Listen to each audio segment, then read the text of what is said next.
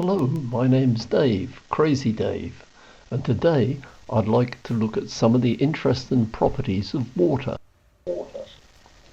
Now, water can only exist on Earth because of our atmospheric pressure. If you take away the pressure, the water will boil or evaporate. It's cold boil.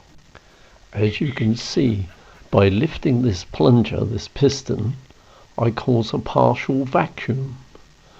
And as soon as the pressure is low enough, the water boils at ambient temperature. Interestingly, the effort to pull the plunger doesn't increase once the water has started to evaporate, because the water expands approximately 1,600 to 1, filling the available space.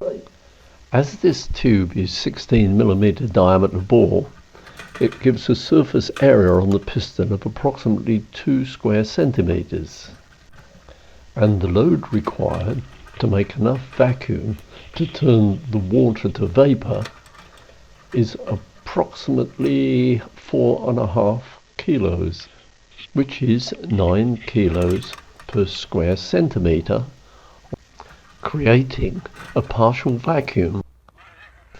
But if the tube is filled with just dry air, the vacuum gets stronger and stronger the further away the piston is pulled. So what's fascinated me is you can stretch air and you can stretch water, but you can compress air, but you can't compress water.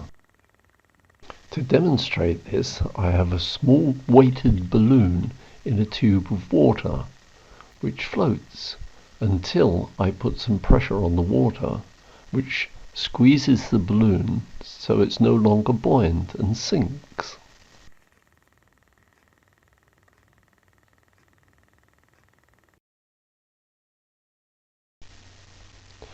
You may not be aware, but water is highly flammable, and a hazard can occur when standard drain cleaner and silver paper are added to water, which causes oxidization and again breaking the hydrogen bond by stripping the oxygen from the hydrogen.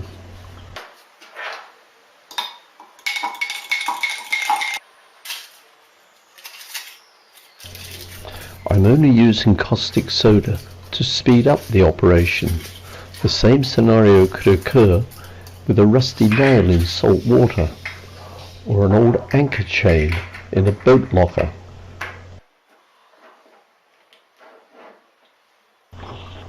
These hydrogen bubbles are now highly flammable.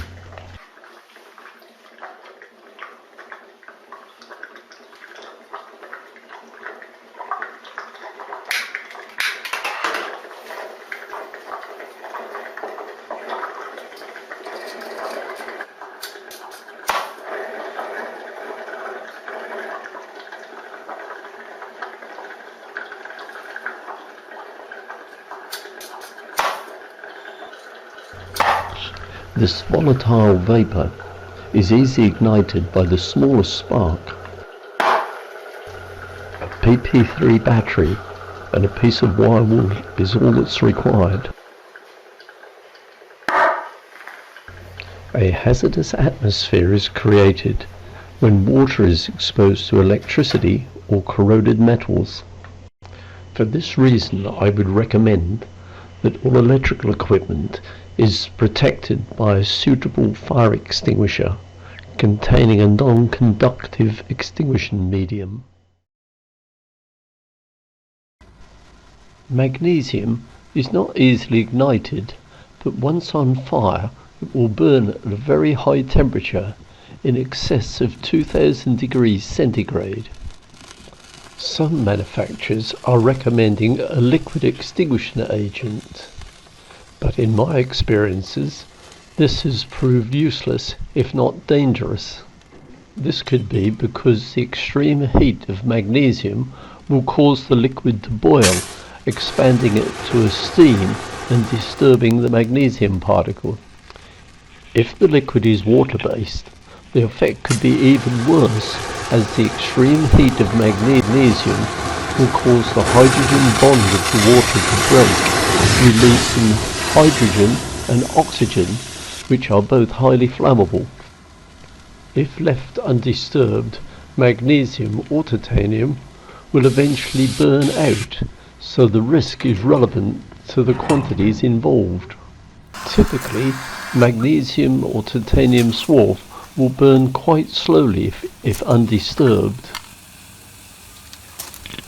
but if blown or agitated, they can react quite violently.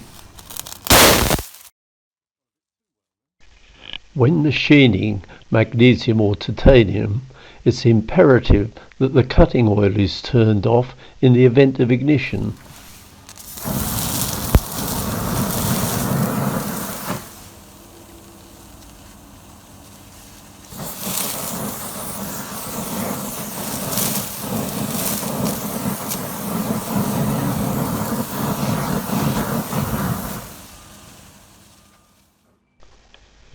In my experience, the only way to control titanium and magnesium fires is with special Class D powder. Although this doesn't in the normal sense extinguish the fire, it will blanket it and hold it long enough to allow the material to cool below its auto-ignition temperature. However, care must be taken not to disturb the powder during this process, as reignition could occur.